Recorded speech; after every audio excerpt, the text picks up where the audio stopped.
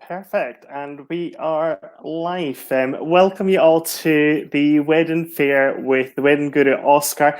I am super excited to be hosting this session with 7 incredible wedding experts in the industry who have got tons and tons of experience.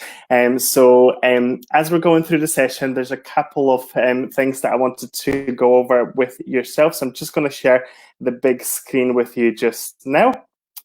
Okie dokie, here we are. Wonderful. So we're starting at 11 o'clock exactly right now. We've got a full 2 hours packed with first-hand tips and wedding planning hints from our wedding experts. The lineup I've got here for you today is myself starting just after the initial introduction at 11 o'clock. I will be going through my guide to effective wedding planning, and I'll be going through my top tips and a couple of things to consider for your special day. Mette from Freya Designer Dressmaking will be joining us at 11:30 with her tips on how to select a wedding dress. After that, Scott and Carrie from Camera Shy Photography will be joining us with top tips and hints on wedding photography. At 12 o'clock lunchtime, Tim McGuire will be joining us with his wedding story, with his wedding film, and he will be sharing his best advice on how to go about planning for your humanist wedding ceremony. At 12:15, we've got Neil from Grand Gesture Wedding Films coming to you with his 10 things to consider for wedding videography. At 12:30, we've got Leanne from Wonderful Rose Sparks Florists. Leanne will be going over floristry and design advice. At 1:45, Mo Ackroyd from Fierce Ceremonies will be joining us with wedding ceremony gestures and their meanings. She will be particularly focusing on Quake, which I'm very much looking forward to watch as well. And at 1 o'clock, closing our wedding online fair will be Janice Bruce, dance choreographer, who will be talking about things to consider for your very first dance. So without further ado, I'll get cracking with my own session. A couple of things to mention here. I'm just going to bring myself back up to the screen. I have actually put a little timer just above the webcam here just now so that I'm not eating into Mette's time. So I've got 25 minutes to go now. So we've got plenty to get through and that should just give us enough time to do this. So if you hear a little buzz about 25 minutes from now, that means I need to wrap up and get things finished. As we're going through the session, say hello in the comments, say your name, say where you're coming from, and the more interactive we can make it, the better, and the more relevant I can make it for you as well. As you can see, I'm using a streaming software today, so I'll not be able to see your names unless you pop the name before the question or a comment. And we've got Margaret joined. Hello, Margaret. And as we're going through the session, make sure that you just mention your name before any comments or any questions. As we're going through the session, I would love for you to take a little selfie of yourself watching the sessions today. And if you post them on social media, whether that's Facebook or Instagram, and use my hashtag, which is Oskar, GTEWP, you can see it on the screen just now. I will be selecting, after all the sessions are finished today, one lucky couple to get a free wedding planning consultation with myself as well. So go ahead, take those selfies, pop them on social media, and we will be selecting one winners afterwards as well. Okie dokie, what else have we got to cover? Ask questions throughout the day. I see all the comments popping in. If you've got any questions, anything that you want to mention in relation to my sessions will be fantastic. After the sessions, make sure that you go over to all the suppliers' pages and like them on Facebook.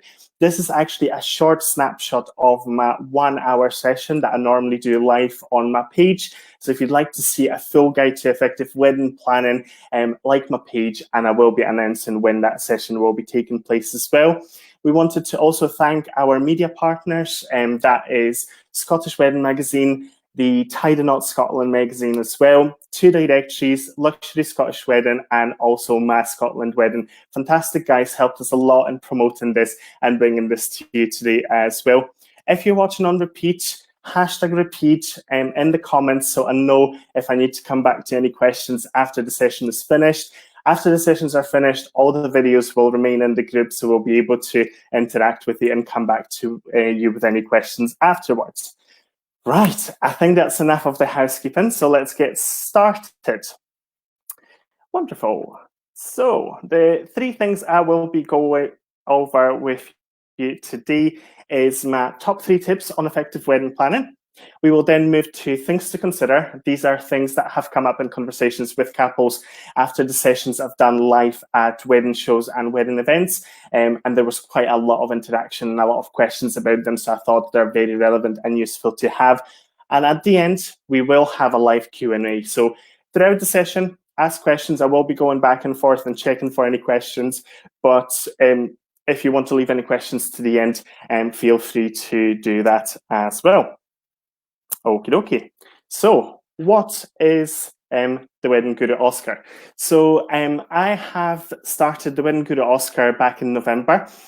So very new to independent wedding planning. However, I have been in the industry for the past 10 years. I have been planning and delivering weddings on the day for the past 10 years for some of the luxury 4- and 5-star venues throughout Scotland. Most recently, I was delivering over 100 weddings for 3 venues in Edinburgh city centre. And I have got experience of delivering weddings on the day as acting master of ceremonies and host on the wedding day, as well as planning, supporting wedding couples throughout their planning journey as well.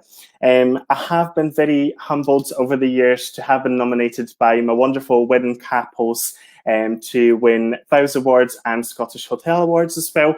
And I have contributed to editorials with the Scottish Wedding Magazine, Tidy Knot Scotland magazine, as well as the biggest wedding planning blog, Love My Dress, and also the biggest Jewish wedding blog, Smashing the Glass as well. So I've got over 10 years industry experience firsthand. I've been there, I've done it, and I totally understand what all the couples are going through as well. But enough about me. Let's get started with my top tip number 1. So I'd like to concentrate here on venue selecting. There's 3 things that I would like to for you to think about. I know it's super exciting when you first get engaged and you start digging in and start inquiring with venues. But actually, if you take a few moments to plan for your numbers, for your dates, any ideas that you might have about the wedding, anything that you love in the weddings and something that you might have seen and disliked in the wedding, the more information you can provide your suppliers and venues at the point of inquiry, the more relevant information they can provide you with.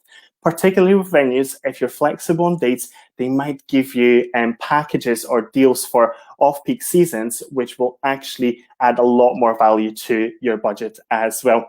Avoiding major events is super important, particularly if you're considering for a wedding in a city centre venue. I'm based in Edinburgh. We've got beautiful festivals here, marathons and stuff like that. So sometimes it is quite difficult to get access to the venue, both for the vendors as well as your guests. And I suppose your venue will have most of the information about it as well. So doing a bit of a research, having a conversation with your venue about it will help you in the long run, and you will not have the stress closer to the wedding day as well. It's not only about major events in your location, it's also about major events in the family. So if there's any big anniversaries, any big birthdays and stuff like that, you might want to check with the family before setting the date so that there's no disappointment if somebody cannot attend your wedding because of other commitments in the family as well. Okay, and finally, don't be shy to ask questions. A lot of venues these days will have frequently asked question forms, which will actually cut down on a lot of questions for you. So feel free asking venues about these forms. They're super useful. It will save you a lot of time. It'll save you a lot of emails going back and forth. You will have everything in one place. If there's something missing in that frequently asked question form and you want to have a bit more information, don't be shy asking questions of your venue. The mountain of information. They've been doing weddings for years, probably hundreds of weddings each year. They have worked with multiple vendors out there as well. So they will probably have the most of experience in that matter. And would really actually, when I was a wedding venue coordinator, I loved when couples were coming to me and asking me for advice as well. It's super, super handy and it makes your life a little bit easier as well. And my job a little bit more worthwhile, I suppose. When it comes to selecting wedding suppliers, there's 3 things that I would like you to think about. It's availability, reviews, and venue liaison. On the screen here, we've got Tim, we've got Scott from Camera Shy Photography, we've got Mette from Freya Designer Dressmaking. In fact, the 3 suppliers that I highly recommend booking, first of all, after you've got a date and a venue, is actually your wedding celebrant or person that will officiate the ceremony, the wedding photographer, and your evening entertainment. These guys, quite a lot of the time, are one-man shows. So if they're not available and the date is gone, they will not be able to accommodate for your special day. At the end of the day, there's no wedding if there's no ceremony. So it's super important to make sure that you've looked after that at the beginning. Photography will stay with you for the rest of your life together as a bit of a memory from the special day. So you want to make sure that you've got a photographer that does photography that you're after, and you've got a good relationship with them as well. And thirdly, evening entertainment. I mean, when you think about it, it's the biggest chunk of your wedding, and you want to make sure that it's right. It's the time of the wedding that wedding guests look most forward to as well. So you want to make sure that it's fun, it's something that resonates with your guests, and maybe asking a few questions with your guests as well, whether it's a DJ, whether it's a band, whether it's a mix of both, will definitely help you as well. And actually, in conversations with Mette recently, I found out that you don't want to leave wedding dress shop until less than 6 months before the wedding, but I'll let Mette talk to you about that later today. Reviews are super helpful, especially if you're considering a wedding that is a destination wedding and you might be not familiar with suppliers in that area. There's wedding directories out there. There is websites for suppliers will have their testimonials there as well, and your venues will have recommended suppliers lists as well. So do check back in advance to make sure that you're making the right decision.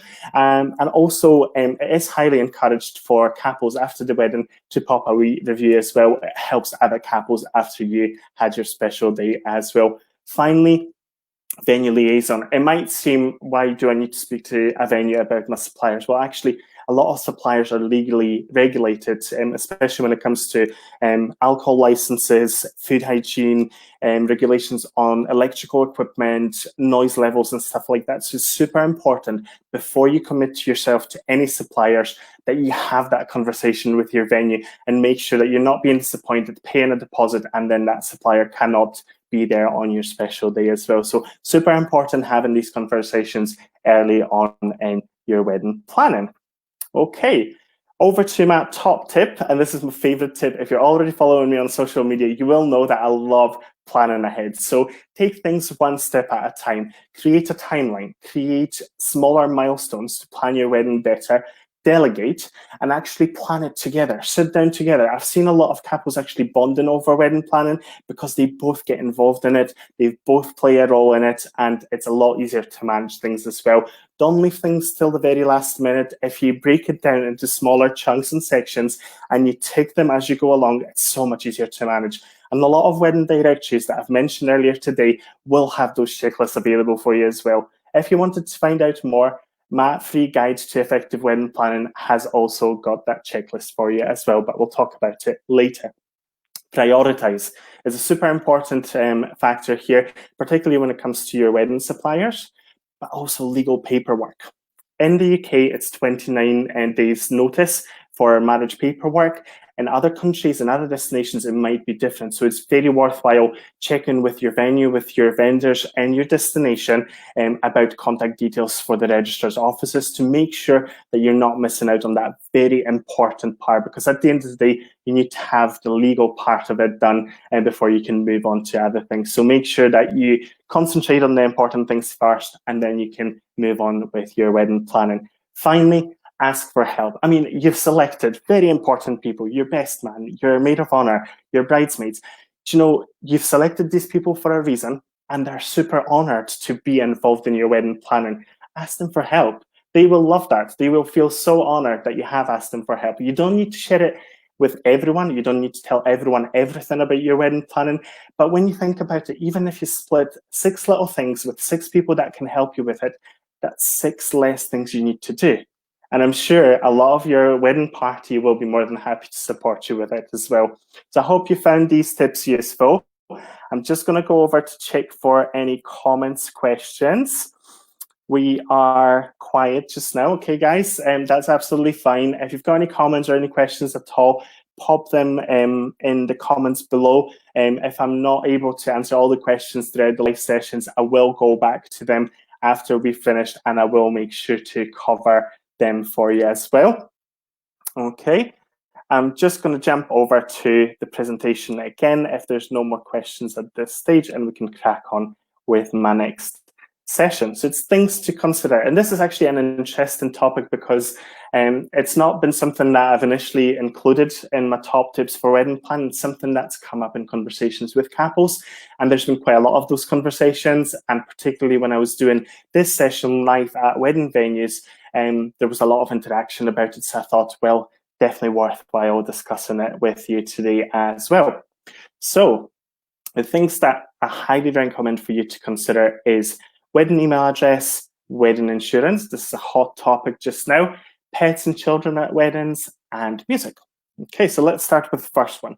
Wedding email addresses, just in general, are free of charge these days. There are a couple of minutes to set up, but actually it has so much value for you to do that, because at the end of the day, you will have one inbox for everything wedding related.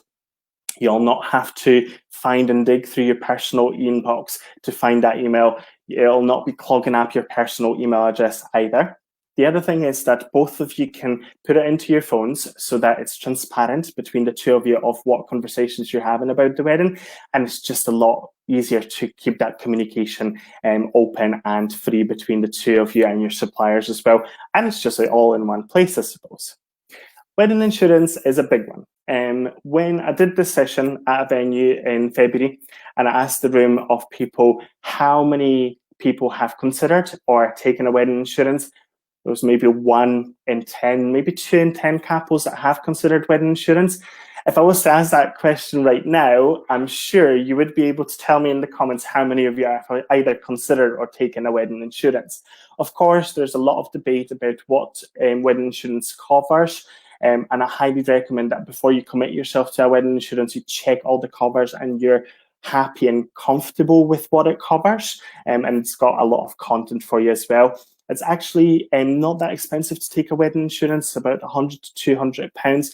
But when you think about it, according to Bridebook, Hedged, and Scottish Wedding Magazine, an average wedding in the UK is between £20,000 to £35,000. So I love cars, and I like to quite relate that to it. When you think about a car of £35,000, that's a decent car coming off a production line. And although it is regulated that you need to take insurance on a car, you probably wouldn't take a car on the road without an insurance. So why would you not take a wedding insurance on your special day? It's one day, it costs a lot of money, and you just wouldn't want to be left feeling uncertain or stressed about something that's not quite gone to plan. It just gives you a peace of mind. It's not expensive and it covers you for so many things. Highly, highly recommend as well.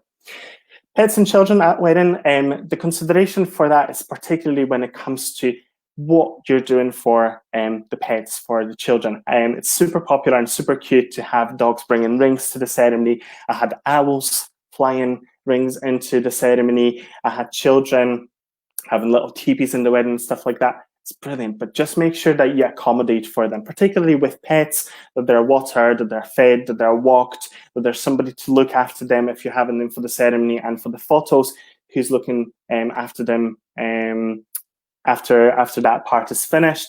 With the children, is there any catering provided for them? Will they be catered first before the adults? The adults can enjoy their meal as well and have a bit of a time off.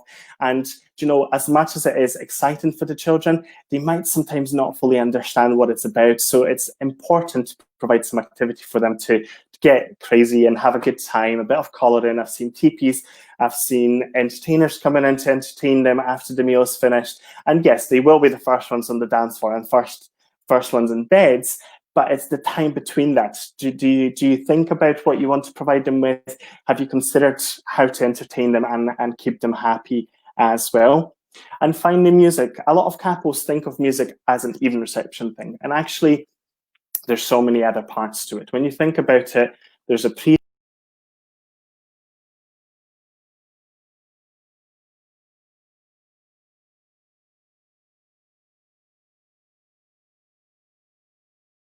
nearly 600 weddings in my career now, that lack of music at a wedding can have a massive effect and impact on the atmosphere in the wedding as well. So I highly recommend music in general, live music, particularly good for your ceremony, your drinks reception, your wedding breakfast as well.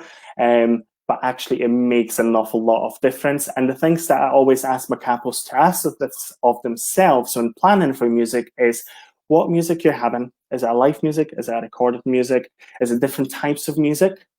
When are you having it? Are you having a music at the ceremony? Are you having a music at the drinks reception? Are you having any music during the wedding breakfast?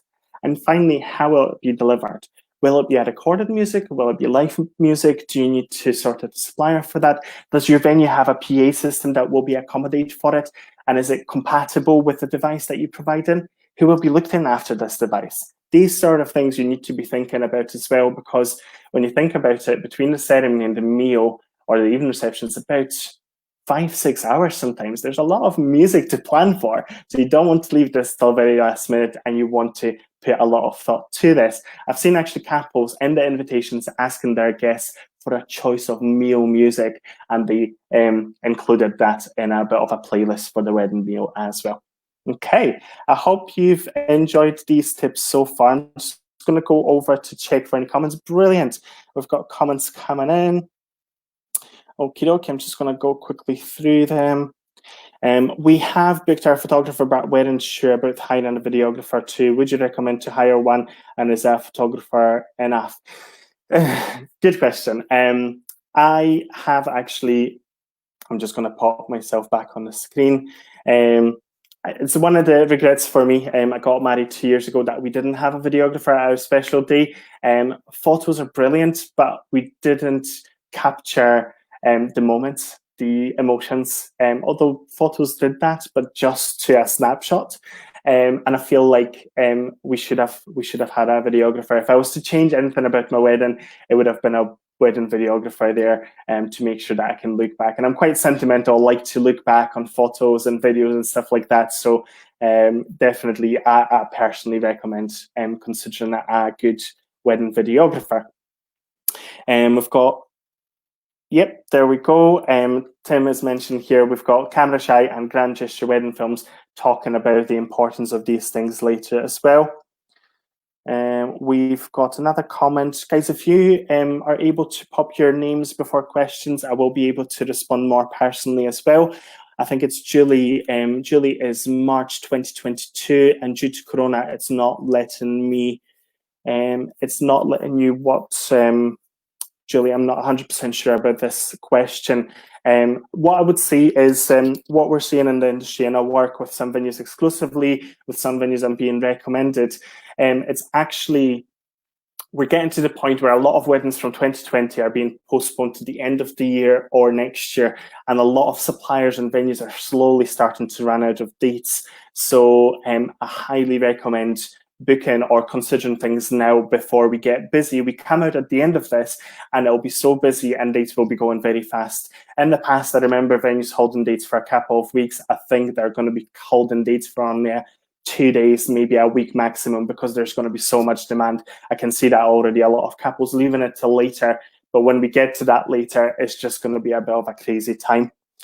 Well said, Oskar. Think music, think live music. It makes such a difference. Fantastic.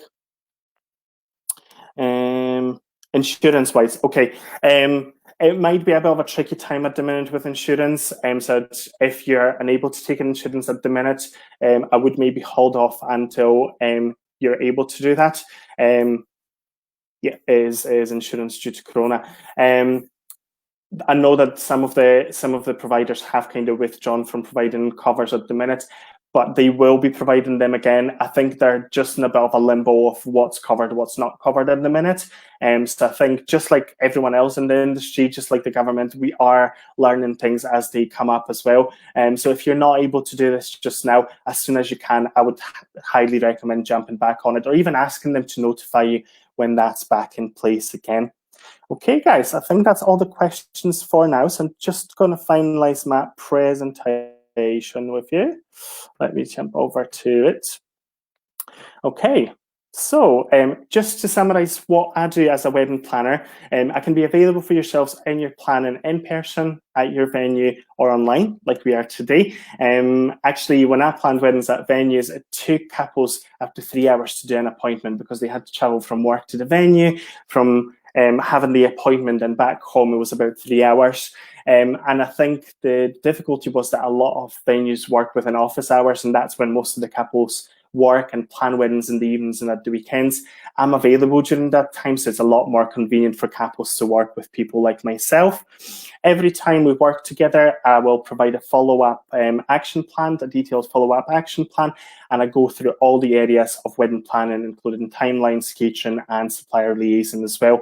The 3 packages I provide is online, sorry, not online, 1 hour consultation, particularly good for couples who are starting to wedding plan, and I can do a bit of a workshop to tell you what to think about and train you about wedding planning and how to plan it effectively. A lot of couples before they do final details appointments, get in touch with me just to make sure that everything is in place. I've done a final details consultation with a couple before, and they've actually called it a sanity check. It makes me laugh, but I actually love that phrase. They just felt a lot more comfortable going to their suppliers and venues and having everything done.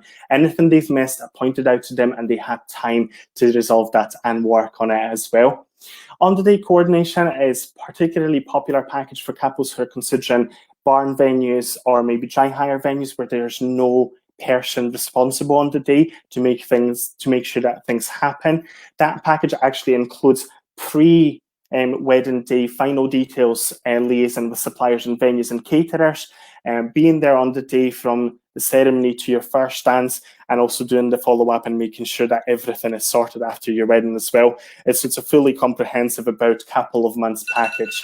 Perfect, that's my notification. I've got 2 minutes.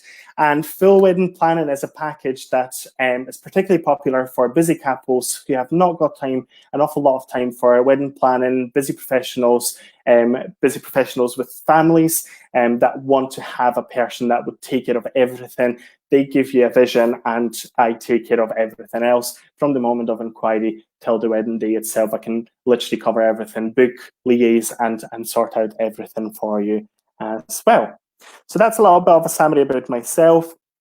Today, especially for this session, I'm running 2 offers for you. I'm running a £49 1 hour consultation with wedding checklist. Normally it's £99 and wedding checklist is extra. I'm throwing that all in for you as I know times are difficult. So I wanted to make sure that we've got a bit of a relevant offer for you here as well. And there's a lot of couples reaching out to me at the minute who are struggling with the postponements. I've got a special package of £200 that covers aligning all the suppliers, helping you with contacting all the suppliers and making sure that we can move the plan over to your new date as well. So if that's something of interest to yourself, get in touch with me now and I would be more than happy to help you with it. Any questions? Any final questions we've got here? Okay, Nina, how much in advance would you recommend sending out save the dates? I send my save the dates a year before the wedding. Leanne, would you recommend doing a theme for the wedding and following it through? Yes, if you want to have a theme for the wedding, absolutely make it personal. It's all about making sure that you can relate to the wedding guests, to yourselves, and to your personal touch there as well.